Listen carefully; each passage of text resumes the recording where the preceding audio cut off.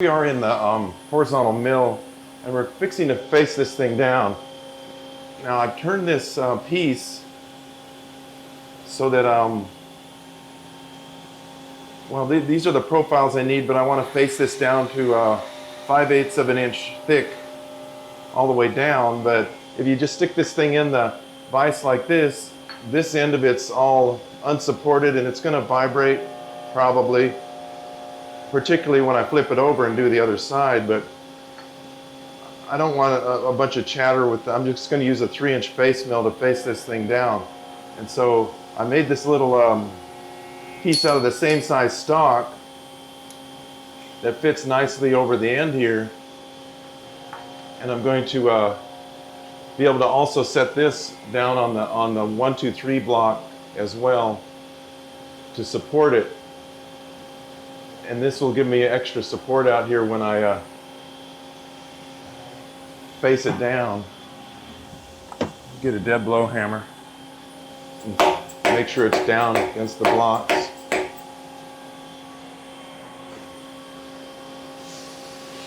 And also when I flip this thing over, I'll only have a flat area to set on the parallels here, but I'll be able to also use this same piece. I'm just going to face it down. It'll split it in half over here, which will actually make it work better probably and squeeze down better. It probably will squeeze down anyway. I've only got like 1,000 clearance on it, and this will probably distort this ring that much to squeeze it down. So let me change to the 3-inch face mill, and I'll face the first side of this down.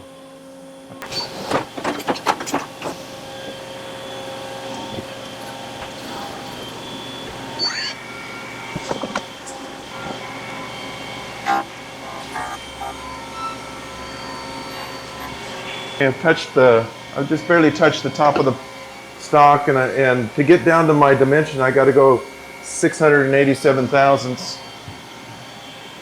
down.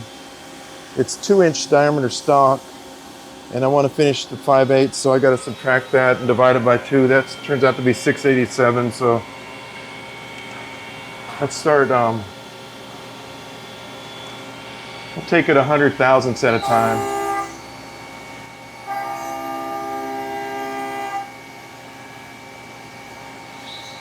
When we get close, I'll start checking it for dimension.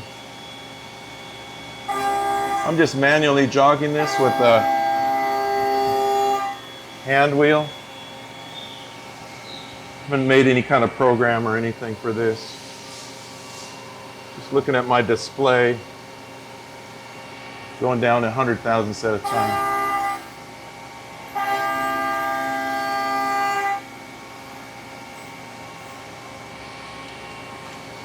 We'll go down to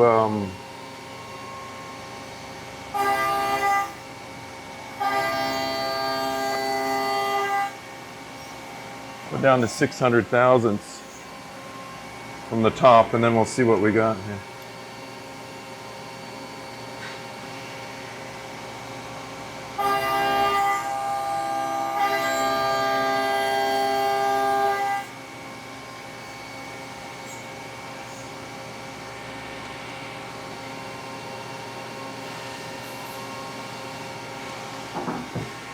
Just don't want to hit the vice jaws.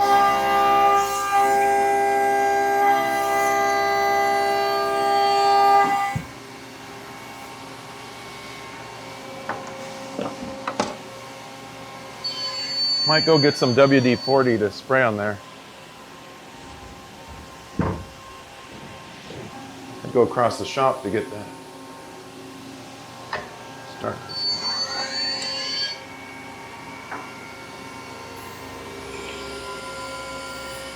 So I've got, I'm at 600, I got to go 87 more thousandths here. Looks like I'll clear the parallel all right. Let's go to 650. And then we'll see if we can take some kind of measurement, maybe.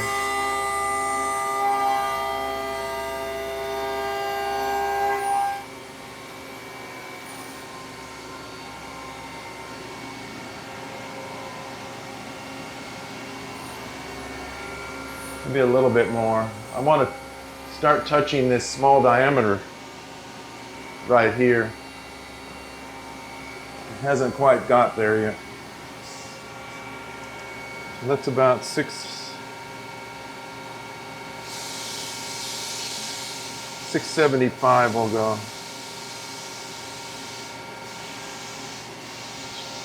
Spray a little bit more of this stuff on.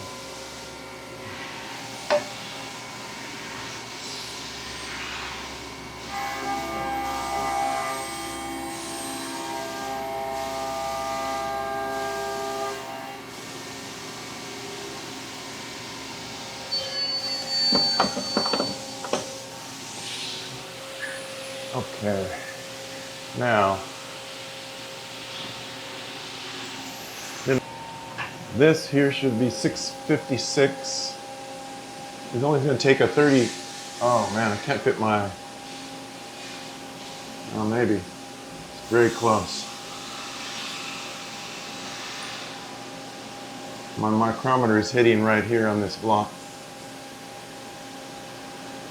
So I get way out on the end here.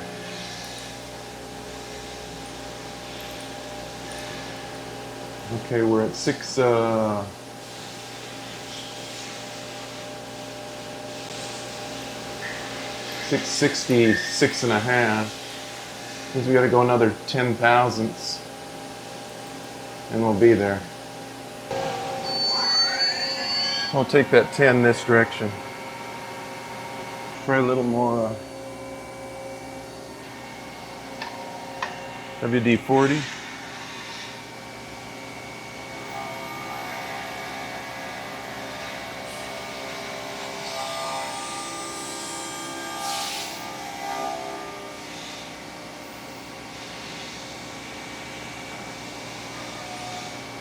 That should be it.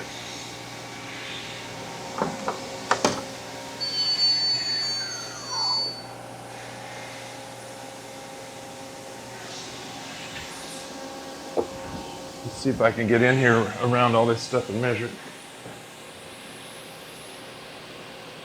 This doesn't have to be perfect. That's 656 and a half. It's good enough. Now, I need to flip this over, and we're going to set it on parallels over here. Back here, actually, and this we'll just have to let kind of dangle out in the air, but I can turn this thing around and still clamp onto it to support this thing. Here with the next setup, let me show you what I've got. I put two parallels in here, but I haven't stuck them all the way out because this thing will hit on the parallels, and there is nowhere to support for here on the parallels anyway, so I'm going to stick this thing in here like this. Make sure this is clean. And I'm going to set this surface I've already faced on the parallels, of course, and this is just going to kind of dangle out here, but when I clamp it, this is going to squeeze together and support this end when I face this off. As you can see on this side, there's very little that gets faced out on the end here. So there's really, it would be either mill some special soft jaws out of aluminum to hold the part, or to do this. So this is what I decided would be the easiest way. And if this isn't perfectly straight, it doesn't matter. The face mill will just cut it away. And we're going to bring this down till this mic's 5/8 of an inch in thickness right here.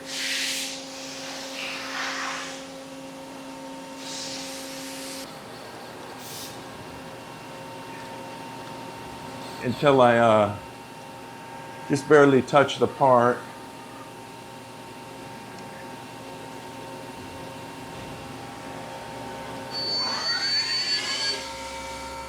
Let me get some idea of where I'm at. Oop, too much.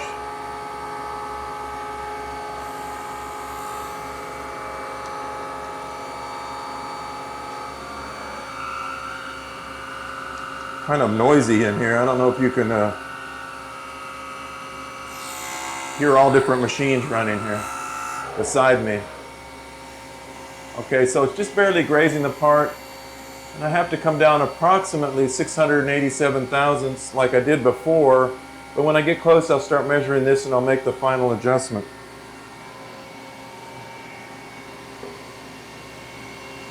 I'm going to do it going this way so I don't throw everything in my face. So we're going to go first 100. And here again I'm just jogging it with the hand wheel.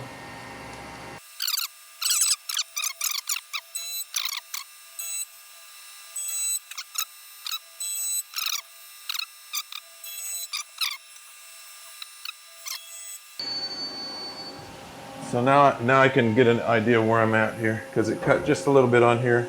I'm going for 625. Right now it's at 650 exactly. So I got to come down 25 more thousandths and I'll be to my finished thickness. And I'm not going to release it at this point. I'm going to find my 0 point probably out here, up and down, and the end of the part and the top. And then I need to put 2 1/8" ring holes in here before I do anything else, like move it or anything.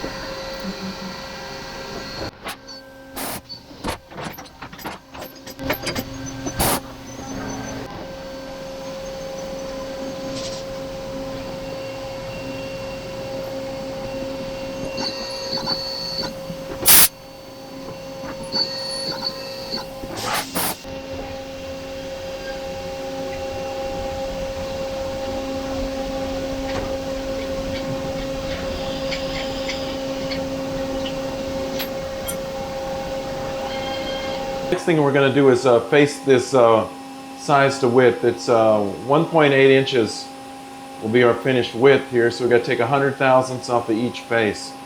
I'm just going to stick it in here, press it up against the parallel, and I'll change to the 3-inch face mill, and we'll just take 100 thousandths off the first side, flip it over, and do the same thing on the other side.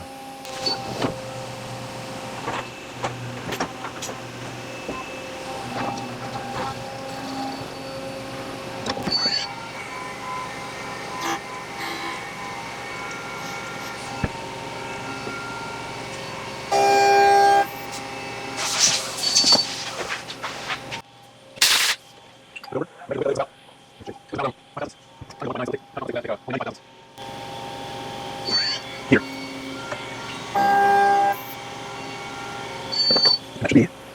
See. Now what I need to do is set this thing in here like this with an overhanging. Well, first, I take it back. We got to drill a hole through here, a 5/16 hole. So put this back in here on the parallel, and we're just going to clamp onto this thing. There's nothing really critical about this hole. It just has to, it's where this, it's kind of got a flexure here where it's going to clamp into the, you'll see this later, into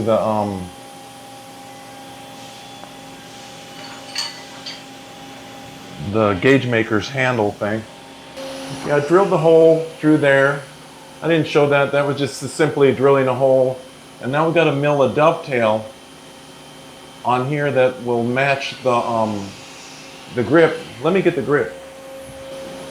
Okay, this is the normal arm that goes into here, which would slide in this dovetail like this, and it would fit out here.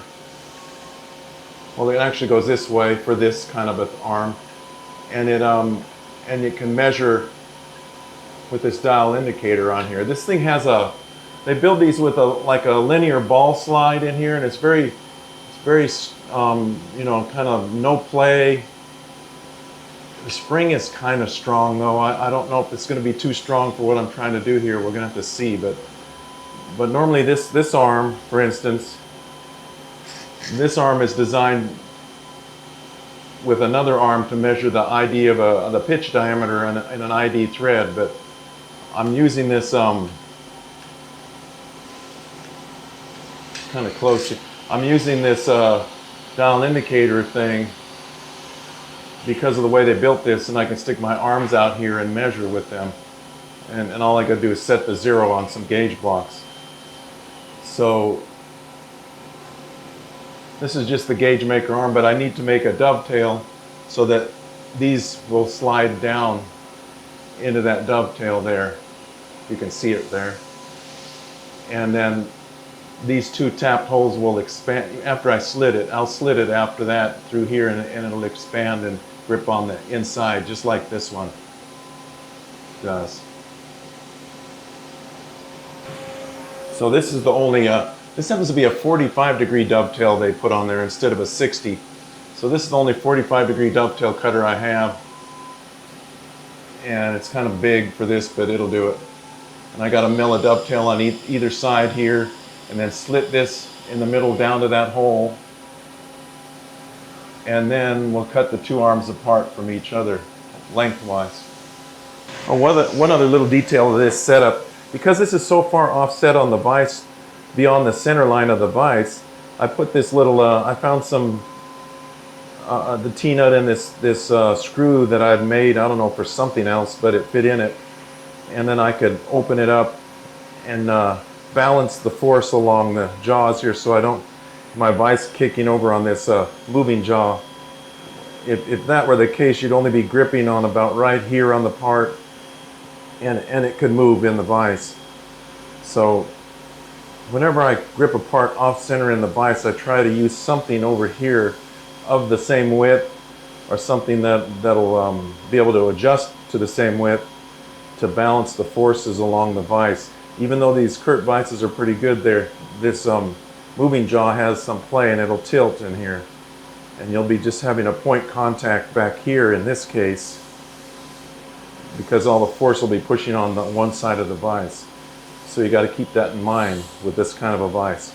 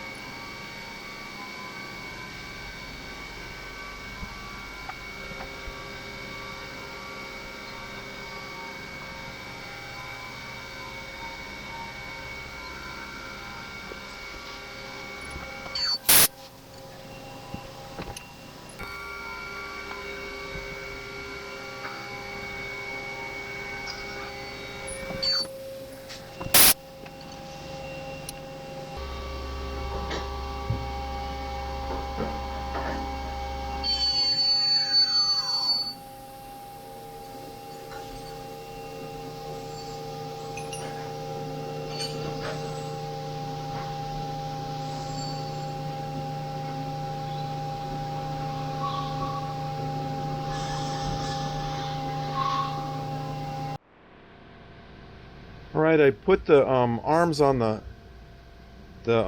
handle, and I just put some set screws in here.